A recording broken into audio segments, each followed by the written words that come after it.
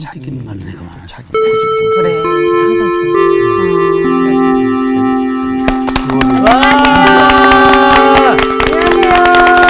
안녕하세요. 안녕하십니까. 네, 안녕하세요. 반갑습니다. 네. 윤정 씨 반가워요. 네, 반갑습니다. 오래간만이에요. 네, 보고 싶었죠? 보고 싶었, 갑자기. 난 보고 싶었다고 할 줄 알았어요. 네, 그러니까요. 저도 보고 싶었죠, 당연히. 그랬어요? 네. 네, 고맙습니다. 행복해지길 원합니다, 여러분 모두가. 네, 감사합니다. 윤정 씨, 네. 어떤 사람이 행복해요? 어떤 사람이 행복하냐고요? 나야, 나. 아니, 남과 비교하지 않고 어. 그냥 자기 삶에 만족하는 아, 사람. 그거 진짜. 네, 소중한 남과 얘기예요. 비교하는 순간 불행해지는 것 같아요. 맞아요. 네. 근데 이제 내가 어떤 사람이 행복하냐고 물었던 거는 나 나름대로의 생각이 있어서 했던 얘기인데 네. 이렇게 볼 수 있어요. 기억해야 할 것은 잘 기억하고 잊어버려야 할 것은 잘 잊어버리는 사람이 참 행복하다. 내가 생각해보니까 반대네. 네. 지금 저한테 오래나마 계속. 외워야지. 그죠? 그러니까 우리가 기억해야 할 걸 자꾸 잃어버리면 잊어버리면 안 되는데 네, 네. 세상에 불행한 사람의 특색 가운데 하나는 네. 기억해야 될 것을 망각하고 와. 또 잊어버려. 망각의 강물에 떠내려 보내야 할 걸 끝끝내 붙잡고 맞아요. 기억해내는 사람. 어떡하니. 맨날 내 얘기만 하셔. 어떡하니. 어떻게 보면 불행하다고 얘기할 수 있습니다. 와. 근데 진짜 행복한 사람이 누구냐면 네. 네. 누군가가 나를 기억하고 있다. 이걸 늘 진짜. 마음에 품고 사는 사람이죠. 그러니까 누군가 저를 위해서 기도하고 기도도 있는 하고. 것도 너무 행복한 것 같아요. 그렇죠. 네. 내가 외로움 속에 있지만은 나는 잊혀진 존재가 아니다. 네. 그 생각처럼 나를 산자의 땅으로 되돌리는 힘이 어디에 있겠어요? 그런데 좋네요. 여호와께서 기억하신다. 그러면은 행복하죠. 하나님이 네. 나를 잊지 않고 기억하신다. 우리가 공부하는 스가랴라고 하는 그 이름의 뜻이 여호와께서 기억하신다. 그렇지. 알겠어요. 입니다. 오늘 수업 스가랴 7강 날아가는 두루마리와 에바. 오늘 이제 5장을 공부할 차례인데 네. 그동안 이제 4장까지 해서 여러 번의 환상 이야기가 등장합니다. 네. 근데 흐름을 좀 잠깐 살펴보면 네. 처음에 스가랴가 환상을 보는데 화석류 사이에 선 사람을 보거든요. 네. 그 화석류라고 하는 건 뭐였냐면 이스라엘에서 회복의 상징. 그렇게 얘기했어요. 그러니까 화석류 사이에 선 천사를 보았다고 하는 말은 어떤 의미일까요? 이스라엘의 회복이 시작되었어 라고 하는 것이죠. 네네. 근데 그 먼저 징조를 보여준 다음에 그 다음에 등장하는 게 뭐냐면 네, 뿔. 네 뿔 그리고 네 대장장이 대장장이. 이야기가 등장합니다. 네, 맞아요. 뿔이라는 것은 권위를 뜻하고 힘을 뜻하는데 그 네 뿔은 이스라엘을 괴롭게 하던 나라들을 가리킵니다. 그러니까 이스라엘이 그 힘 앞에 대적할 수가 없었어요. 그런데 네 대장장이가 나타나서 그 뿔들을 떨어뜨리는 거예요. 그래서 그들에 대한 심판이 네. 행해지는 것을 보여주고 있어요. 그리고 세 번째로 스가랴가 보았던 환상은 측량줄. 측량줄을 든 하나님의 사자를 보게 됩니다. 네. 그러니까 측량줄을 잰다고 하는 것은 심판을 뜻할 수도 있지만 네. 사실은 그 출애굽 시대에 가나안 땅에 들어와서 지파별로 땅들을 하나님이 나누어 주었던 것처럼 땅의 회복에 대한 징조를 보여주는 거거든요. 네. 흐름이 있어요, 지금. 자, 상서로운 조짐을 보여주는 천사의 등장. 그리고 이스라엘을 괴롭혔던 뿔들을 무너뜨리는 대장장이들의 등장. 그리고 황폐되었던 그 땅이 회복되는 징조로서의 측량줄을 잡은 사람의 이야기. 네. 그 다음에 등장하는 게 뭐냐면은 순간 여호와 등장. 앞에 서 있는 대제사장.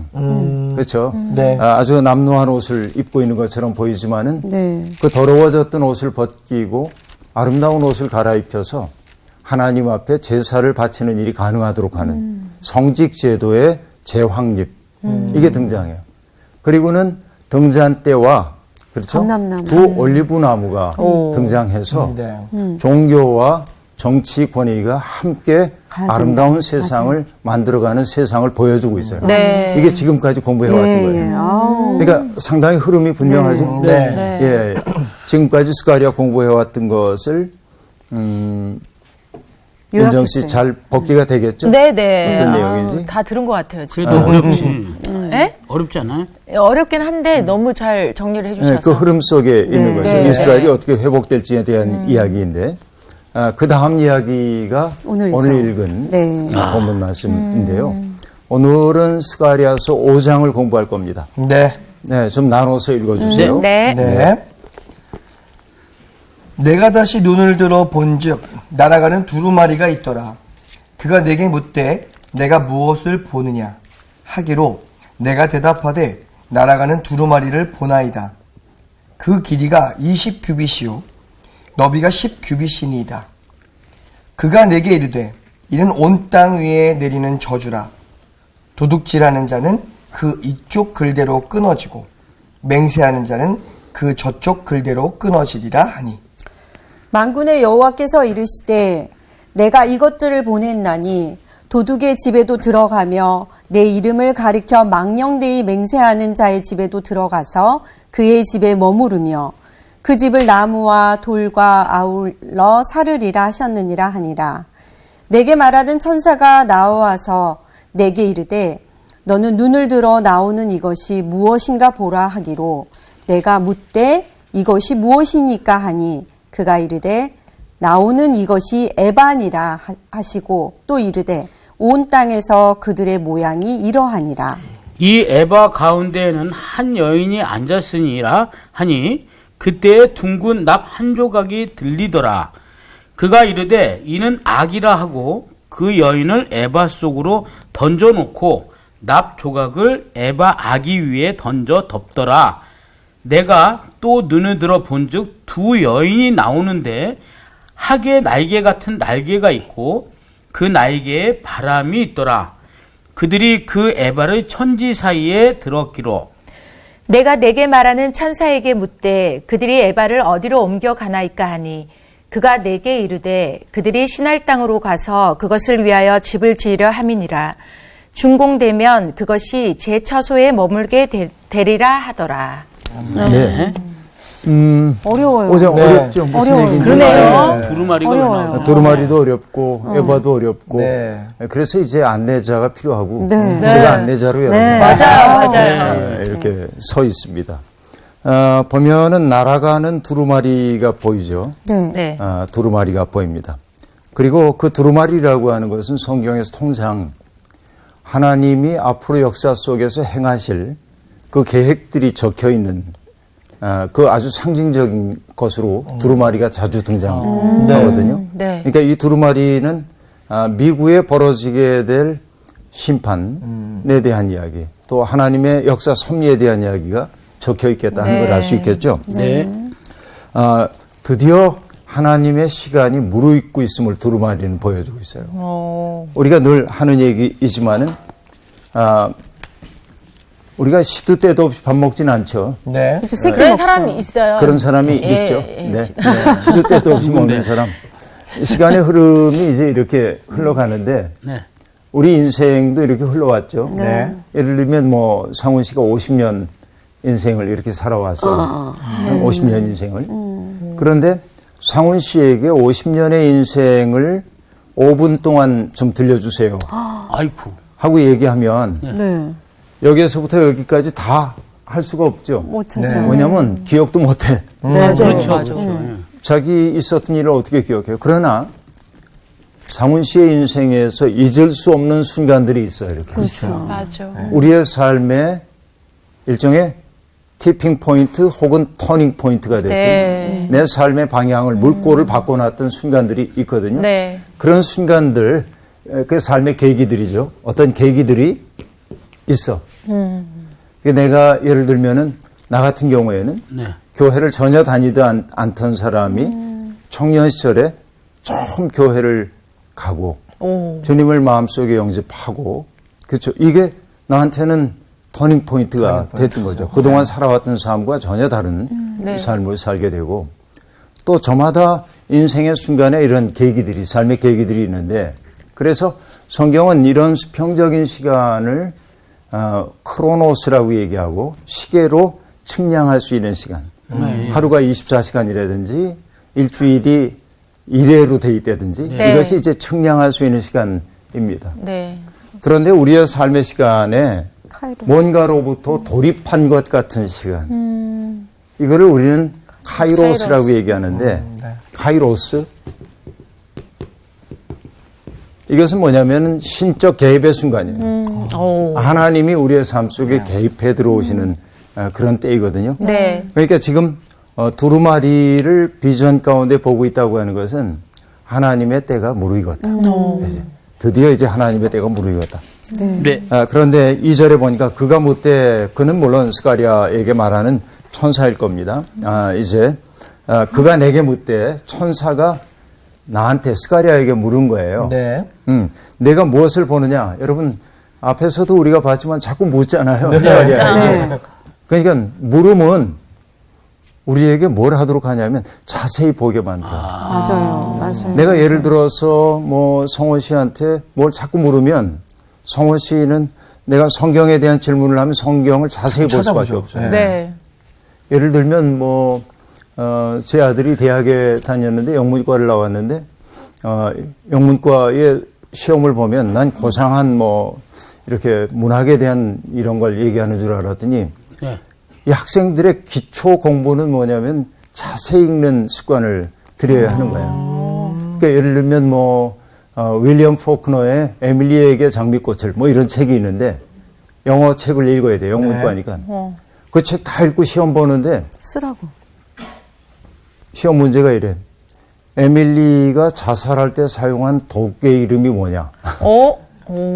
그러면 그렇죠. 그런 영문학을 공부하는 사람들은 정말 자세히 텍스트를 봐야 되기 때문에 소홀히 넘어가면 안 된다는 것을 선생님이 보여주는 거예요. 성경도 그런 거예요. 질문이라고 하는 것은 바로 누군가에게 소홀히 넘어가기 쉬운 것들을 자세히 보게. 아주 깊이 생각해 보라고 하는 의미입니다. 네. 그러니까 지금 내가 뭘 보느냐?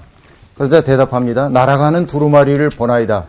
그리고 자세히 본 거예요. 네. 그 길이가 20규빗이요, 너비가 10규빗이니이다. 너비라고 하는 것은 폭을 얘기하는 거죠. 네. 네. 그러니까 여기 길이가 20규빗, 그러면 규빗이 어떻게 되죠? 여기서 여기. 그렇지. 예. 팔뚝까지. 정확히 알고 있어요. 대개 그 정도이고 45 내지 50cm 정도로 이제 봅니다. 50cm로 봅시다. 그러면은 길이가 20규빗이면은 어떻게 되죠? 거의 1m. 10m 정도. 10m. 10m죠. 그 다음에 너비가 10규빗이니까 5m. 5m. 이 정도입니다. 상당히 큰 크다. 두루마리, 어마어마한 두루마리를 네. 지금 보고 펼칠 수나 있나요? 있습니다. 근데 하필이면 길이가 20규빗, 너비가 10규빗이라고 지금 얘기를 하고 있는 까닭이 있어요. 뭘까요? 뭘까요? 할 말이 되게 많으셨나? 그 큰 거에다가 거기다 다 쓰게. 예. 예, 그런 것도 있는데. 자, 여러분 이렇게 해봅시다. 하나님의 언약궤를 모신 지성소에 네. 언약궤가 있잖아요. 예. 언약궤가 이렇게 있으면은 그 위에 순금으로 이렇게 뚜껑을 만들어요. 그걸 뭐라고 그러냐면 속죄소 그래. 속죄소. 그 위에 쉬운 이 자. 법궤를 지키는 그리고 그 법궤 위에 있는 그룹들을 만들었어요. 그룹 맞아요. 예. 이건 GROUP가 아니야. 네, 이게 네, 아니에요. 전혀 아니죠. 예. 네네. 캐루빔. 그래서 공동 번역은 거룹이라고 번역을 해놨는데 일종의 이제 천사죠. 천사입니다. 지키는 역할을 하는데 이게 아니라는 거예요. 네네. 이 그룹이 이렇게 있는데 한쪽 날개의 길이가 5규빗. 이렇게 펼치면 10규빗이에요. 근데 올리브 나무로 만든 그룹에 그 둘을 거기에 세워놨기 때문에 펼치면 몇이 돼? 20규빗. 그러네. 예. 그러니까 20규빗이라고 하는 것은 우연히 나온 게 아니라 바로 성전의 회복을 상징하기 위해서 이 두루마리의 크기가 그렇게 등장하고 있는 거예요. 네네. 이게 흥미로운 대목이죠. 그렇게 볼 수 있어요. 그러니까 여기에 적힌 내용은 성전의 회복에 대한 내용일 가능성이 많고 그리고 아까 엄청 크다고 그랬잖아요. 네. 네. 왜 또 이렇게 크냐면 누구나 읽을 수 있게 글씨를 좀 크게 글씨를 썼나요? 엄청 글씨를 크게 쓰셨는데. 저 같은 거는 왜서 그런 거 있죠. 안 돋보기가 보일까 필요 없는. 돋보기가 없으니까. 돋보기 없이. 예. 그리고 이제 3절이 얘기합니다. 그가 내게 이르되 이는 온 땅에 내리는 저주라. 자, 온 땅에 내리는 저주라 하고 말합니다. 그 두루마리에 적혀 있는 내용이 그렇다는 얘기예요. 네. 그러니까 도둑질하는 자는 그 이쪽 글대로 끊어지고 맹세하는 자는 저쪽 글대로 끊어지리라 하니 자, 이게 여러분 이쪽 글대로 끊어지고 저쪽 글대로 끊어지고 이게 무슨 말인지 알기 어려운데 새 번역은 이걸 이렇게 번역합니다. 그는 나에게 이렇게 말하였다. 이것은 온 땅 위에 내릴 저주다. 두루마리의 한쪽에는 도둑질하는 자가 모두 땅에서 말끔히 없어진다고 쓰여 있고 두루마리의 다른 쪽에는 거짓으로 맹세하는 자가 모두 땅 위에서 말끔히 없어진다고 쓰여 있다. 간단하죠? 네. 그러니까 우리말 어법이 옛날 많이 어법으로 이렇게 쓰다 보니까 어렵다. 근데 명확하게 네, 우리가 알 수 네. 있습니다. 이게 날아가는 두루마리는 온 땅에 내리는 저주인데 언약을 지키지 않을 경우 하나님과 맺었던 언약을 지키지 않을 경우에 네. 지금까지는 벌을 받지 않았어. 그렇죠. 도둑질을 해도 처벌받지 않았고 네. 그렇죠. 언약을 지켜도 지키지 않아도 처벌받지 않았지만 이제 그 유보의 시간은 끝났다. 아이고. 이제는 하나님이 벌을 내리신다. 여러분 여기 도둑질을 얘기할 때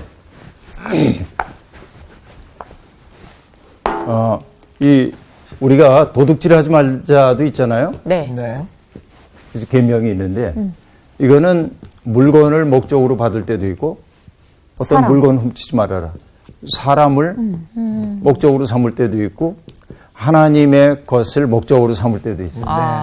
그러니까 이때 도둑질은 뭐냐면 하나님의 것을 훔치는 것을 응? 네. 이제는 못한다. 그냥 벌하겠다는 거예요. 지금 그렇게 얘기를 지금 하고 있습니다. 그 다음에 또 누가 야단을 맞냐면은, 망령 때에 맹세하는 자라고 얘기합니다. 그러니까 하나님의 이름을 망령 때에 사용하는 자, 그죠? 어떤 경우일까요? 망령 때에 행하는 게? 내가 하나님 이름으로 맹세하는데 나 안 그랬어. 안 그랬어. 이런 너무 흔하게 얘기한다. 네, 그 흔한 얘기죠. 네. 또 어떤 것도 있을까요? 생각해 보면. 계명에서 말씀하시는 어떤 내 이웃을 내 몸같이 사랑하라라는 어떤 계명적인 것들도 지키지 않았을 때. 네, 그런 것도 있겠죠. 근데 이렇게 생각해 봐요. 네. 어떤 나라와 전쟁을 해. 우리가. 네. 근데 사실 그 전쟁의 동기는 나의 이익을 확보하기 위한 거예요. 그렇죠. 근데 뭐냐면 여기가 악이기 때문에 하나님이 심판하라고 그랬다고 말하는 거예요. 말하는 거. 그래. 그렇죠. 그러니까 자기의 욕심을 이루기 위해 네. 하나님의 이름을 갖다 쓰는 경우가 망령되이 일컫는 거죠. 그렇죠. 네네. 예. 마치 자기의 욕심을 채우는 건데 하나님의 일을 하는 것처럼. 그렇지. 이런 게 이제 하나님을 망령되이 일컫는 거예요. 그러니까 여러분 어떻게 보면 목회자들이 빠지기 쉬운 유혹 가운데 하나도 그런 것이 있습니다. 그렇죠. 네. 교회를 크게 짓는 게 하나님께 영광이라고 말한다든지 네. 우린 굉장히 조심스럽게 말해야 하는데 그런 네. 것들입니다. 네. 그렇죠? 근데 따지고 보면 바벨론 포로 생활에서 귀환한 사람들은 네. 우리가 학계 공부할 때도 봤지만은 굉장히 생활 형편이 어려웠거든요. 네. 그러니까 하나님께 바쳐 마땅한 것들을 바치지 않고 우선 내 집부터 살아야 돼. 이게 도둑질이에요. 어떻게 네, 보면. 네. 그렇게 지금 얘기를 하고 있고요. 또 거짓 맹세를 하는 것도 하나님 앞에 난 맹세코 이렇게 말하면서 자기 이익을 확보하려고 해서 네. 그들을 이제 하나님은 가만두지 않겠다 하는 얘기죠. 그들의 집에 두루마리가 머물 것이라고 말하고 그 심판이 어떻게 시행되냐면 그 집을 나무와 돌과 아울러 사르리라 라고 얘기합니다. 끔찍하다. 여러분 이것도 새 번역은 이렇게 얘기합니다. 내 나무 대들보와 돌로 쌓은 벽까지 그 집을 다 허물어 버릴 것이다. 이 파멸의 철저함, 하나님의 뜻대로 살지 않는 이들에 대한 무서움 이런 게 보여집니다. 우리는 하나님이 은혜로운 하나님, 그죠? 네. 하나님의 따뜻한 은혜로운 하나님 얘기하고 있는데 은혜로우신 근데 이 하나님만 알면 안 돼. 네. 어떤 하나님도 알아야 돼. 심판의 심판하시는. 하나님. 하나님.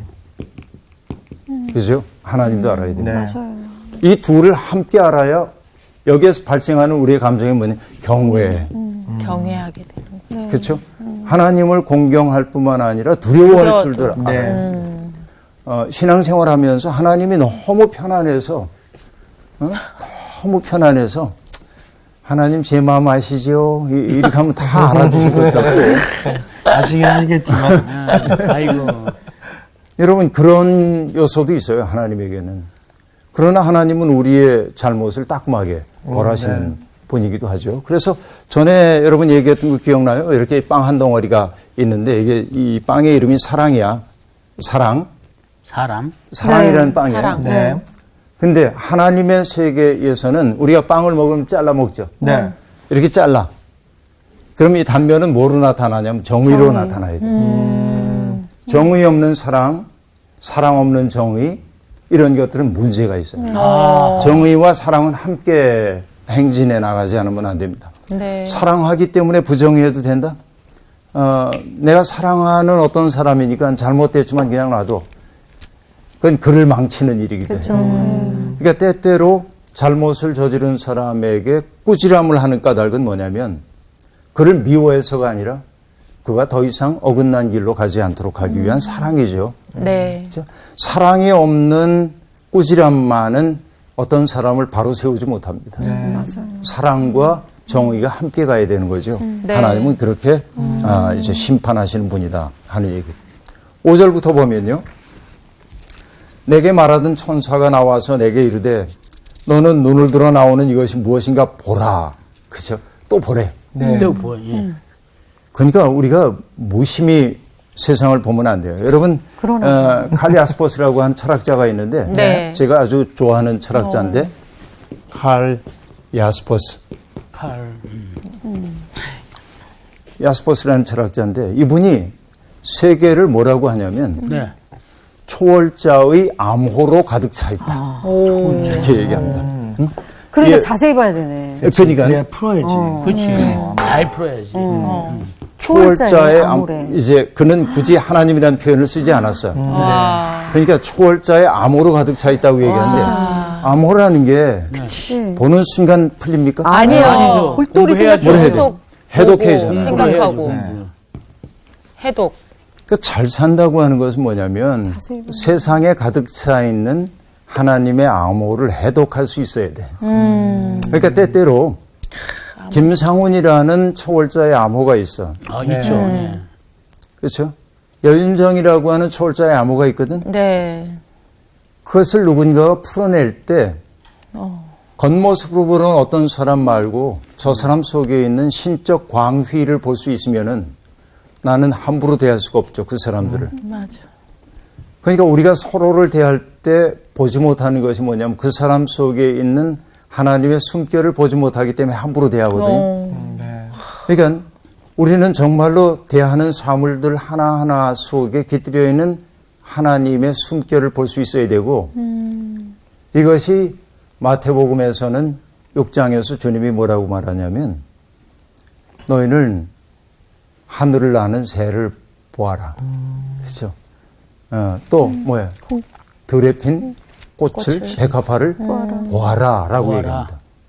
그냥 이 눈으로 보라는 얘기가 아니고 그렇죠? 마음의 눈으로 꿰뚫어 볼 때 그 속에 하나님의 섭리가 드러나. 네. 이게 뭐냐? 초월자의 암호를 해독한다는 말이 그런 것일 거예요. 그죠? 그러니까 여기서 보라라고 얘기합니다.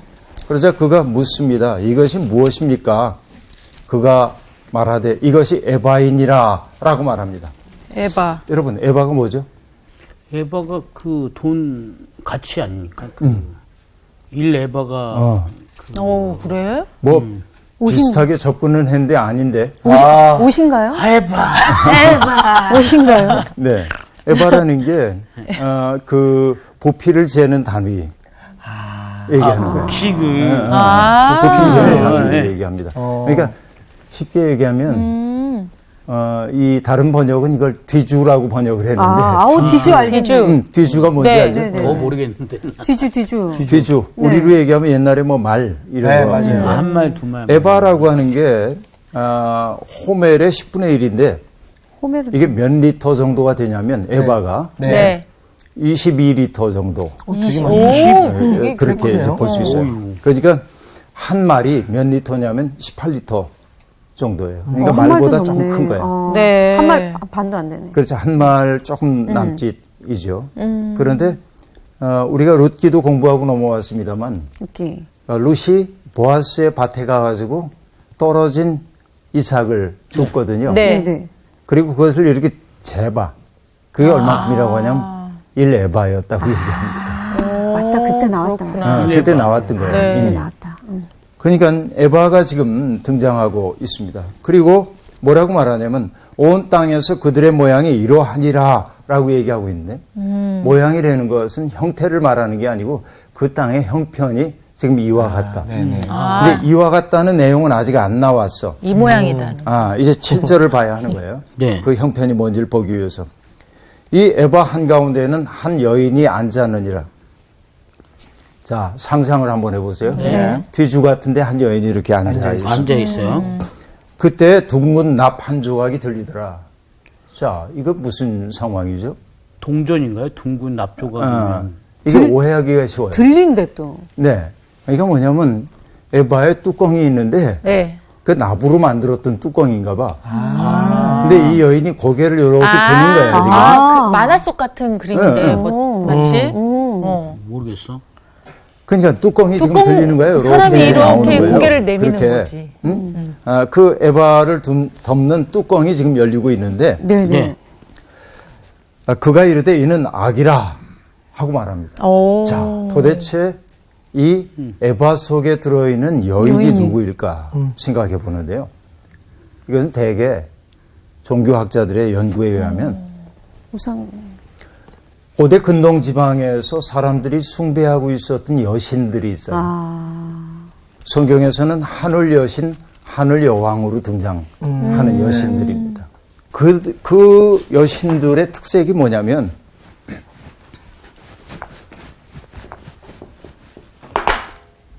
다산과 사랑을 관장해요.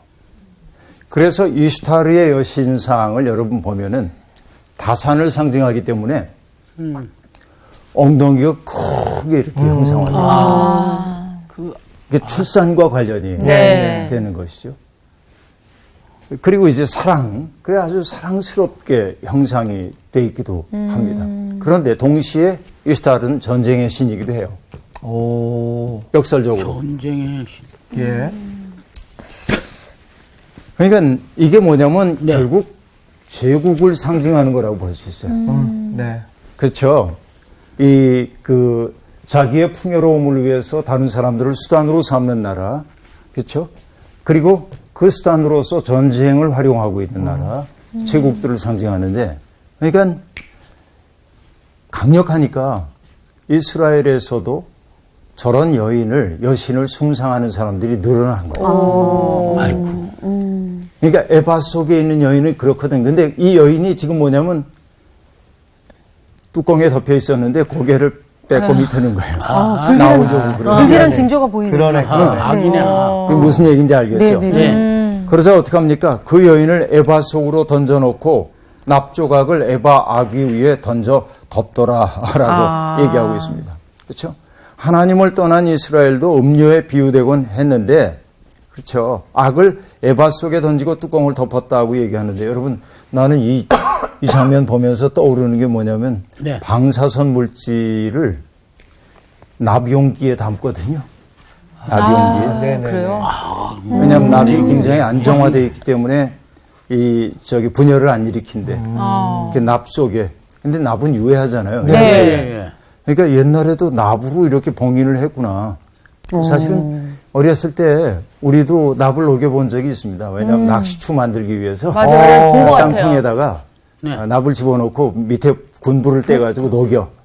내가 원하는 모양의 낚시추를 만들고 했던 기억이 나는데 납은 이제 낮은 온도에서 그렇게 높지 않은 온도에서 네, 녹거든요. 녹죠. 네. 근데 그게 몸이 안 좋아. 유해한지 잘 몰랐지. 굉장히 안 좋아요. 잘 몰랐지. 근데 어쨌든 납으로 봉인을 한다고 얘기를 하는데 그것은 악을 에바 속에 던지고 뚜껑을 덮는다고 하는 얘기는 심판의 단호함, 철저하게 봉인을 해버리는 겁니다.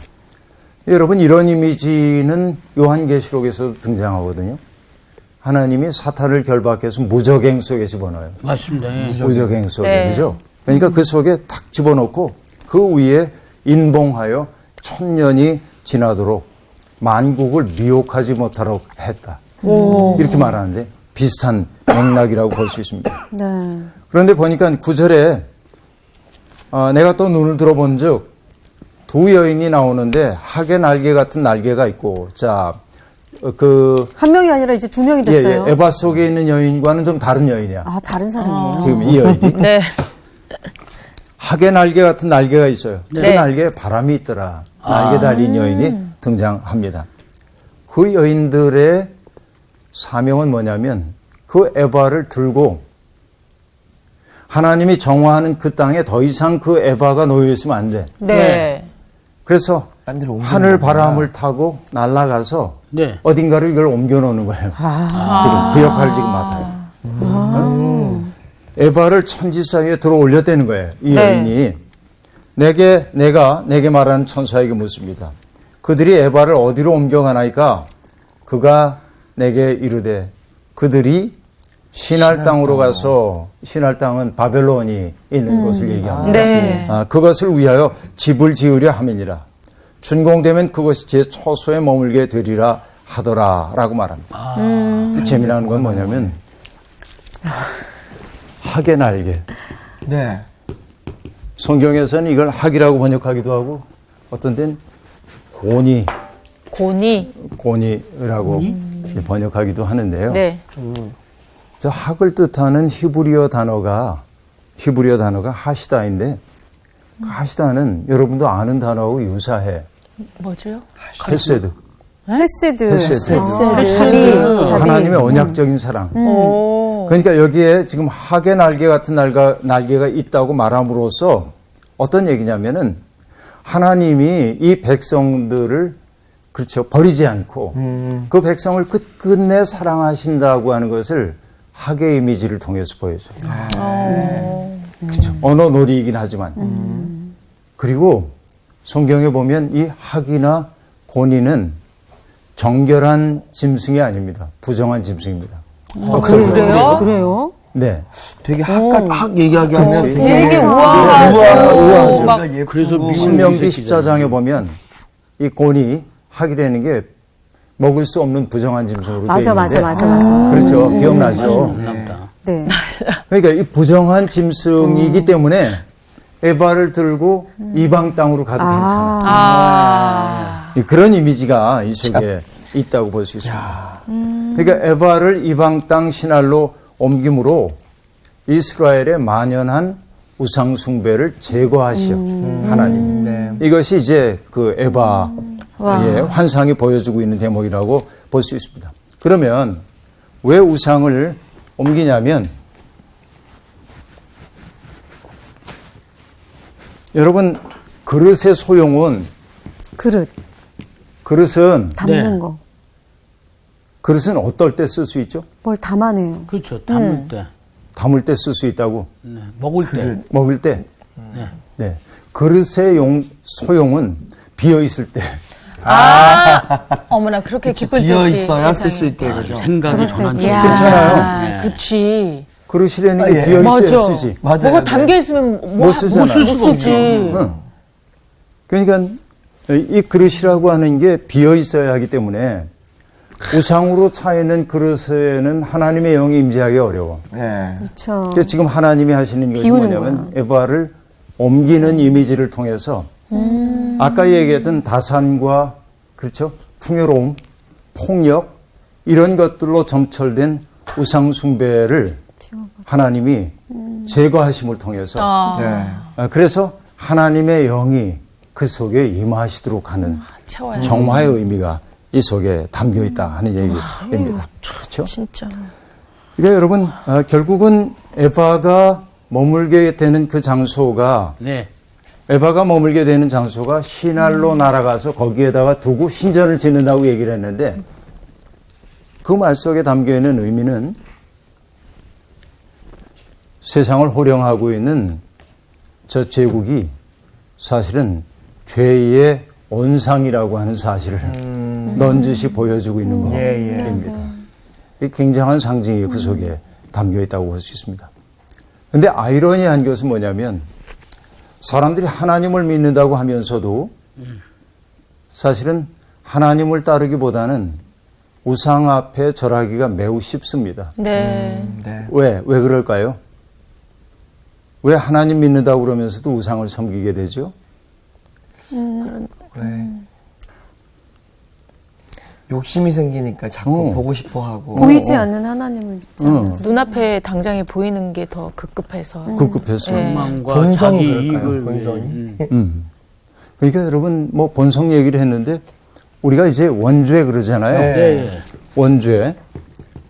뭐 사람들은 원죄 설명할 때 아담과 하와가 선악과를 따먹어가지고 우리도 재수 없게 걸려들었어. 죄가 유전이 돼가지고 나도 죄인이래 이렇게 얘기하잖아요. 그러면 억울한 생각이 좀 들 수 있어요. 그 억울하죠. 이해를 하면.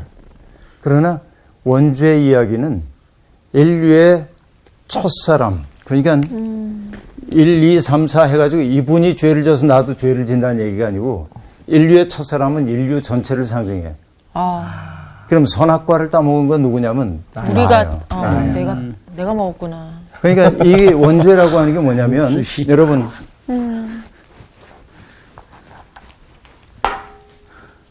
악의 가능성이에요.